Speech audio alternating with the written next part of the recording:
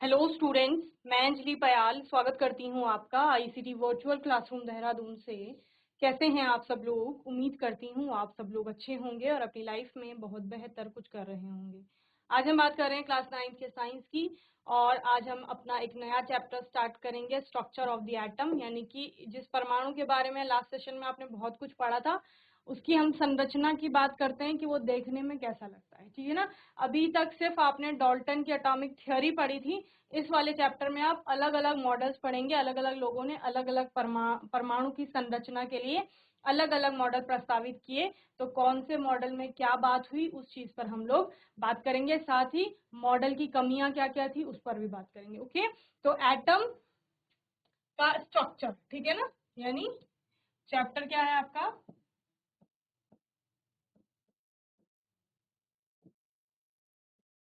परमाणु की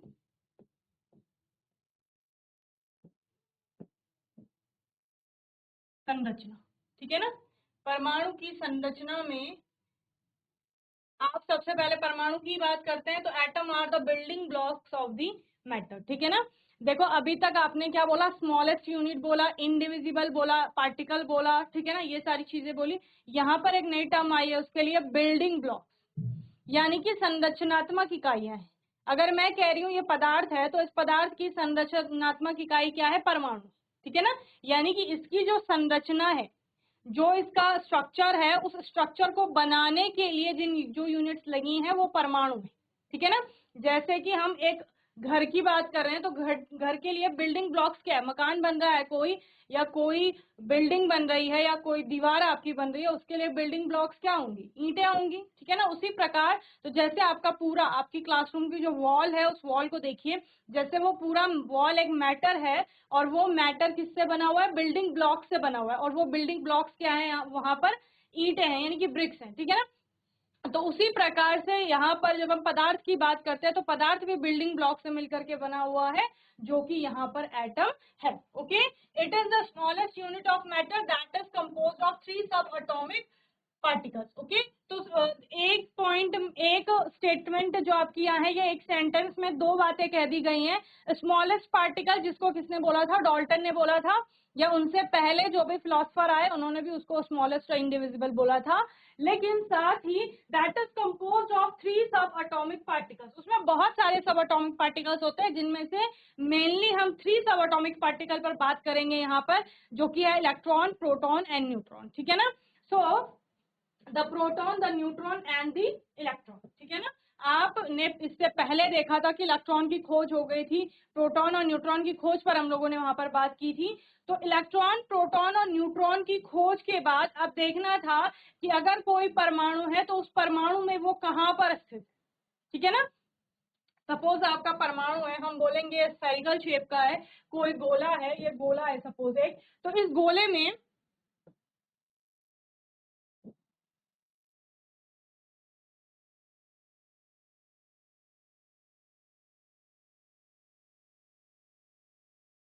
ये गोला है, या फिर ये गोला है, या फिर ये गोला है, ठीक है ना।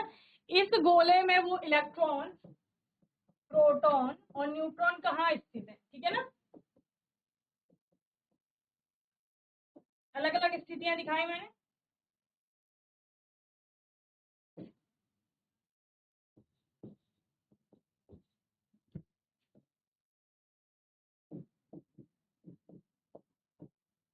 ठीक है, एक में तीनों ही सेंटर में स्थित है, एक में तीनों ही जो एटम है उसके ऊपर स्थित है, एक में लोअर पार्ट में, एक में इलेक्ट्रॉन प्रोटॉन आपका सेंटर में है और जो न्यूट्रॉन है वो बाहर है, और एक में न्यूट्रॉन और प्रोटॉन सेंटर में है और इलेक्ट्रॉन आपका बाहर है, ठीक है ना। ऐसी कुछ कुछ स्थितियां आपकी हो सकती हैं, या फिर सपोज एक ही आपका सब एटॉमिक पार्टिकल सेंटर में है, बाकी दो अलग हैं, ऐसी भी स्थिति बन सकती है। तो किस प्रकार की संरचना होगी, यानी कि जो वो सब एटॉमिक पार्टिकल है वो कहाँ पर व्यवस्थित है, उनका अरेंजमेंट किस प्रकार का है, वो हम इस चैप्टर में आपका पढ़ेंगे। ओके, सो कैथोड रे एक्सपेरिमेंट आपने यहाँ पर देखा था, जहां से कि क्या निकल कर आया था? आपका इलेक्ट्रॉन निकल कर आया था। J Thomson discover the existence of electron. J Thomson ने क्या किया था? आपका यहाँ पर कैथोड रे एक्सपेरिमेंट फैराडे के द्वारा किया गया था, समझ रहे हैं। फेराडे ने कैथोड एक्सपेरिमेंट किया था जहां पर आपका कैथोड रेज निकली थी और कैथोड पार्टिकल्स की बात हुई थी जो नेगेटिवली चार्ज पार्टिकल थे, और उन्हीं नेगेटिवली चार्ज पार्टिकल को जे थॉमसन ने क्या नाम दिया था, इलेक्ट्रॉन नाम दिया था। ठीक है ना, तो ये आपको ध्यान रखना। He did this using a cathode ray tube which is a vacuum sealed tube with a cathode and anode on one end that created a beam of electrons traveling towards the other end of the tube। ठीक है ना, देखो किस प्रकार का ये experiment था, ये था आपका एक्सपेरिमेंट। ठीक है ना, इसमें एनोड थी और कैथोड थी। ठीक है ना, दो चीजें थी, ये आपकी एनोड हो गई और इधर आपकी क्या थी, कैथोड थी। ये कैथोड हो गई और ये क्या हो गई, ये एनोड हो गई। ठीक है, तो बेसिकली उन्होंने एक कैथोड ली थी और एक एनोड ली थी, उसको क्या किया था, ये वैक्यूम सील्ड आपका ट्यूब है। ठीक है ना, एक ट्यूब के अंदर इस प्रकार से बंद कर दिया था और इस पे क्या लगा दिया था, यहाँ पर वैक्यूम, यानी कि उससे पूरी जो गैसेज उसके अंदर थी वो क्या कर दी थी, आपकी बाहर निकाल दी थी। देन अब क्या होता है, इसको बाहर किसी बैटरी से जोड़ा जाता है आपका। ओके, ये नेगेटिवली चार्ज एंड हो जाएगा या पॉजिटिवली। अब इधर से क्या होता है, नेगेटिव रेज निकलती है। ठीक है ना, जो किसकी तरफ जाएंगी, ऑब्वियस सी बात है पॉजिटिव की तरफ जाएंगी, नेगेटिव आपका पॉजिटिव की तरफ जाता है, तो जो आपकी रेज थी ये एनोड की तरफ जाएंगी। ठीक है, अब वो दिखाई नहीं दे रही थी, तो उस केस में क्या किया गया, एनोड के, ये एनोड थी, इसके ठीक पीछे आपकी एक फ्लोरिसेंट और फॉस्फोरिसेंट आपकी स्क्रीन लगाई जाती है, जो कि जनरली ZNS की लगाई जाती है। और होता क्या है, यहाँ पर इसके बीच में, एनोड के बीच में स्लिट बनाई जाएगी इस तरह से। ठीक है, खाली जगह छोड़ी जाएगी ताकि यहाँ से जो रेज निकलेंगी वो उस स्लिट से या उस खाली स्थान से पार हो सके और देन यहाँ आपका इस स्क्रीन पर जाकर के टकराएं और यहाँ पर ये एक प्रकार की चमक उत्पन्न करेंगी, ग्लो उत्पन्न आपका करेंगे, तब आपको दिखाई देगा। यानी कि कुछ तो पार्टिकल्स है जो यहाँ से उधर को गए हैं, जो कि कहाँ टकराए हैं, आपकी उस फ्लोरिसेंट स्क्रीन पर टकराए हैं। ठीक है, ये किस प्रकार होता है, फ्लोरिसेंट स्क्रीन का काम किस प्रकार से होता है, जिस प्रकार से आपने देखा होगा कि रात को रोड के किनारे जो पिलर्स होते हैं छोटे छोटे लगे हुए, तो वो ग्लो करना स्टार्ट कर देते हैं, चमकना स्टार्ट कर देते हैं, जबकि दिन में ऐसा नहीं हो रहा था, इतना नहीं चमक रहा था। तो रात में होता क्या है, गाड़ी की जो लाइट होती है वो उन पिलर्स पर पड़ती है एंड देन वो रिफ्लेक्ट करते हैं, या क्या बोलेंगे, चमक उत्पन्न करेंगे। तो सेम उसी प्रकार से जब ये कैथोड रेज यहाँ पड़ी तो इन्होंने ग्लो करना स्टार्ट कर दिया। मैंने आपको बताया ये फेराडे का एक्सपेरिमेंट था। देन फेराडे के एक्सपेरिमेंट को आगे कौन लेकर गए, यहाँ पर जे थॉमसन लेके गए एंड देन जे थॉमसन ने इन कैथोड रेज को ही क्या नाम दिया, इलेक्ट्रॉन नाम दिया। कि जो वहां पर ये जो कैथोड और एनोड बनाई गई थी ना, किससे बनाई गई थी, मेटल से बनाई गई थी। मेटल यानी कि धातु, और मेटल किसके अंतर्गत आता है, आपका एलिमेंट्स के अंतर्गत आता है, तो तत्व के अंतर्गत। तत्व किसके अंतर्गत आ रहा था, शुद्ध पदार्थ की कैटेगरी में। और शुद्ध पदार्थ क्या था, जब पदार्थों को हम केमिकली क्लासिफाई कर रहे थे तो उसमें आपके दो क्लासेस बनी थी, एक शुद्ध पदार्थ की और एक मिश्रण की। तो यानी कि पदार्थ, तो पदार्थ से वो रेज निकली हैं, वो पार्टिकल्स निकले हैं, वो नेगेटिवली चार्ज पार्टिकल, और उन्हीं को जे थॉमसन के द्वारा इलेक्ट्रॉन नाम दिया गया था। इसलिए डिस्कवरी में किसका नाम आता है, जे थॉमसन का नाम आता है। Okay, so he did this using a cathode ray tube which is a vacuum sealed tube with a cathode and anode. एक कैथोड है उस सील्ड ट्यूब में और एक एनोड है। On one and that created a beam of electrons travelling towards the other end of the tube. ठीक है ना, कैथोड से आपका वो बीम, बीम किसको बोला जा रहा है, वो जो रेज, वो किरणें जो ट्रेवल कर रही हैं उनके लिए बोला जा रहा है। ठीक है ना, तो वो एक एंड से दूसरी एंड को ट्रेवल करती है। The air inside the chamber is subjected to high voltage and electricity flow through the air from the negative electrode to the positive electrode। ठीक है ना, the characteristic of cathode rays do not depend upon the material of electrodes and the nature of the gas present in the cathode ray tube। The experiment showed that the atom was not a simple indivisible particle and contained at least one subatomic particle, the electron। ठीक है ना, तो ये तो आप पूरा experiment higher classes में पढ़ लेंगे। सिंपल सी बात समझिए यहाँ पर कि कैथोड रे एक्सपेरिमेंट में एक कोई रे निकली जो नेगेटिवली चार्ज थी, और क्योंकि वो कैथोड से आपका निकली, यहाँ से कैथोड से आपका डेवलप हुई, तो उसको कैथोड रे नाम दिया। ठीक है ना, इस कैथोड एक्सपेरिमेंट को फेराडे द्वारा किया गया था, जिसको आगे जे थॉमसन लेके गए, और उन्होंने फिर उस निगेटिव रे को या उस पार्टिकल को क्या नाम दिया, इलेक्ट्रॉन नाम दिया। तो यहाँ से क्या निकल कर आता है कि जिस एटम को अभी तक इनडिविजिबल बोल रहे थे, अविभाज्य बोल रहे थे, एक्चुअल में वो अब अविभाज्य नहीं है, उसमें कोई तो एक सब अटोमिक पार्टिकल है जिसको इलेक्ट्रॉन कहा जा रहा है। क्लियर है? बोलो भाई। ठीक है, सिंपल सी बात है। तो एक सब एटॉमिक पार्टिकल की खोज यहाँ पर हो गई है, इलेक्ट्रॉन की, किसके द्वारा, जे थॉमसन के द्वारा। क्लियर? चलिए नोट करिए।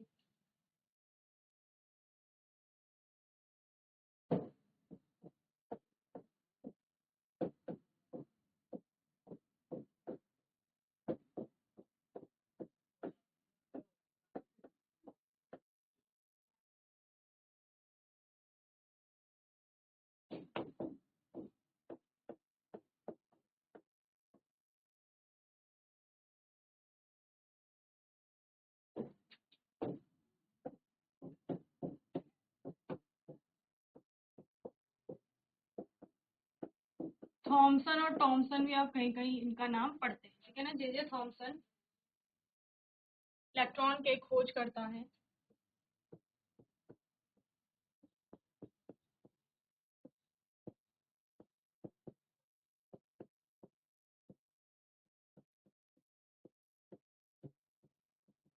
ठीक है,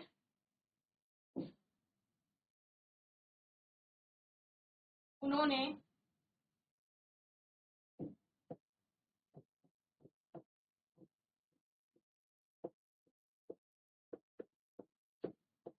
कैथोड किरण की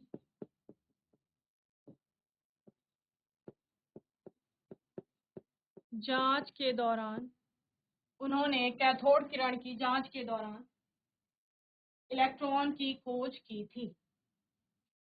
और जो प्रयोग किसके द्वारा किया गया था, फेराडे के द्वारा किया गया था। ठीक है ना।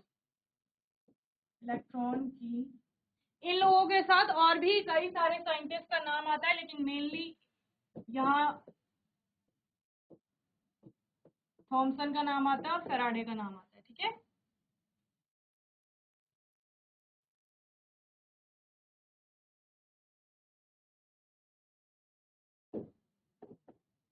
जो कि ऋणावेशित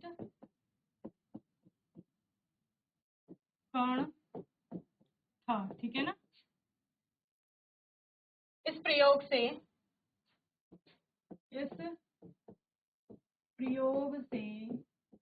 तथा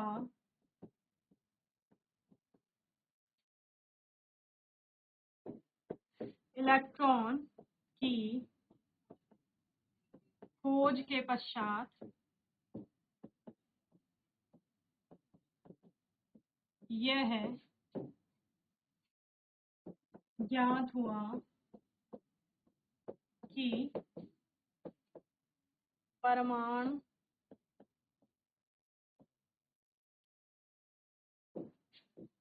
अविभाज्य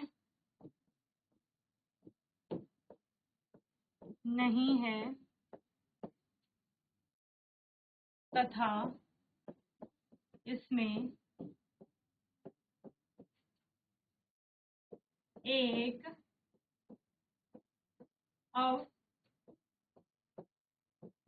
अपरमाणुक कण, प्रोटॉन, इलेक्ट्रॉन, एक अपरमाणुक कण इलेक्ट्रॉन उपस्थित होता। ओके, चलिए। तो जब इलेक्ट्रॉन की खोज थॉमसन ने की, तो उसके बाद उनका एटॉमिक मॉडल आता है। ठीक है ना, थॉमसन का एटॉमिक मॉडल। तो इलेक्ट्रॉन के बारे में क्या क्या चीजें पता है। Electrons are the negatively charge subatomic particle of an atom. ठीक है ना। इलेक्ट्रॉन क्या है, अपरमाणुक कण है किसी परमाणु के, जो कि ऋणावेशित होते हैं। ठीक है ना। इसके अलावा the mass of an electron is considered to be negligible and its charge is 1, ठीक है ना। The mass of an electron is consider to be negligible, बहुत हल्का है, ठीक है ना।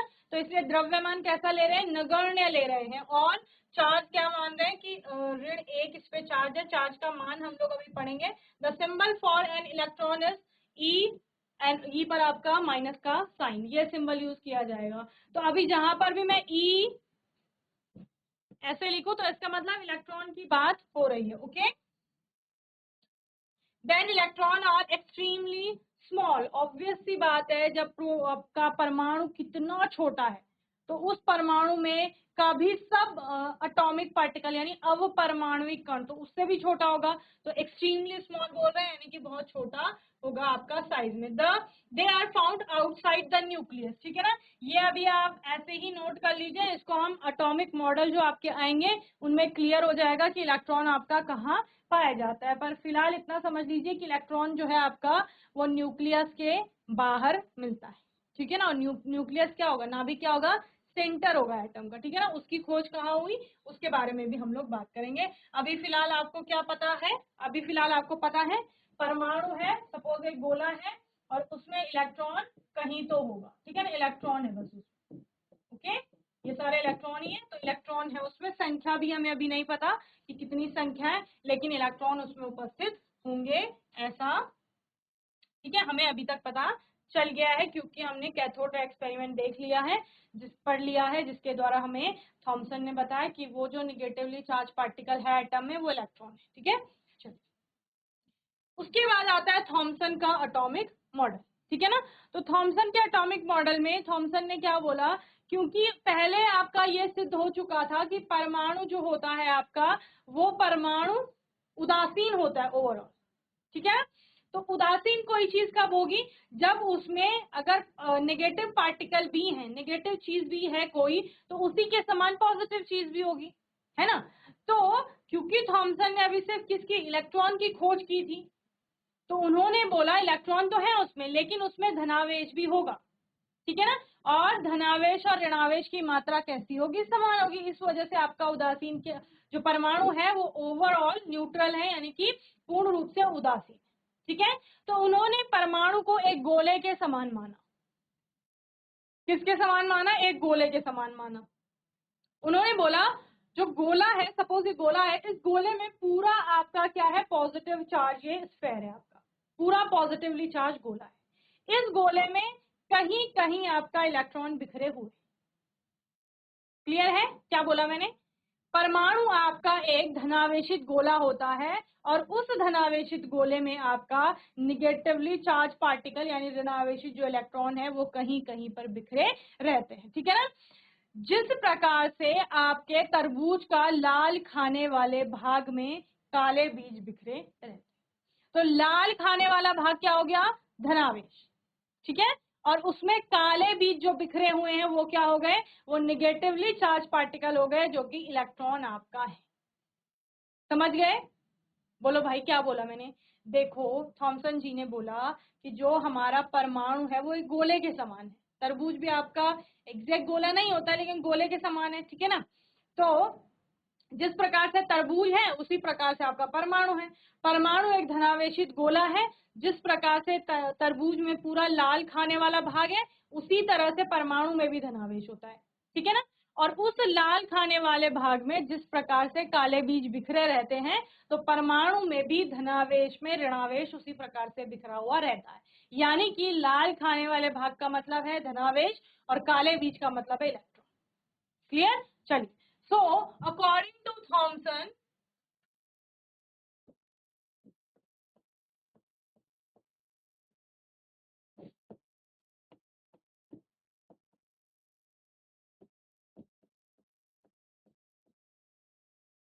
ठीक है, according to Thomson an atom consist of a positively charge sphere, एक परमाणु जो है वो धनावेशित गोले से बना हुआ है, and electrons are embedded in it, और जो उसमें इलेक्ट्रॉन होते हैं वो बिखरे हुए रहते हैं। N atom consist of a positively charge sphere, जो परमाणु है वो आपका एक पॉजिटिवली चार्ज स्फेयर है, धनावेशित गोला है, and the electrons are embedded in it, और इलेक्ट्रॉन्स उस धनावेश में क्या हुए हैं, बिखरे हुए हैं, ठीक है ना, ये उन्होंने बोला।